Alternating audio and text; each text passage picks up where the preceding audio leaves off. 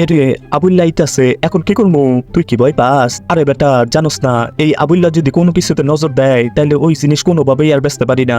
আরে মফিজ, হে হে ভাই, একটা তরমুজ দাও। আচ্ছা ভাই দিতাছি। এই নেন ভাই, 300 টাকা হইছে, 100 টাকা দিমু। আরে ভাই কোন কি, আমার তো লস হয়ে যাবো। তাই নাকি? আচ্ছা আমি বসতাছি। ভাই বসেন না, আমি তো বসলাম। আচ্ছা ভাই লন, এই তো পথে এসেছো, এই নাও। মকবুল, ডিম কত? ভাই একটা 10 টাকা। হে আচ্ছা আমি বসি। ভাই বসেন না, আমার খিদা পাইছে, খাইতে দে। এখন দাম কত? ভাই আপনার জন্য 8 টাকা। আর ভাই এমন বড় দেশি মুরগির ডিম আপনি কোথাও পাইবেন না। এইটা কি ভাই? মিথ্যা ধরার মেশিন। ভাই সত্যি কইতাছি। তুই এখনো সত্যি কস নাই, সত্যি ক। ভাই ব্রয়লার মুরগির ডিম চায়ের ভিতর ডুবাইয়া দেশি মুরগির ডিম বইলা বেচতাছি, এখন একটা ডিম 60 টাকা করে দিবি। আচ্ছা ভাই তাইলে 6টা দে। এই নেন ভাই আপনার 6টা ডিম। আচ্ছা যাইতেলে আমি।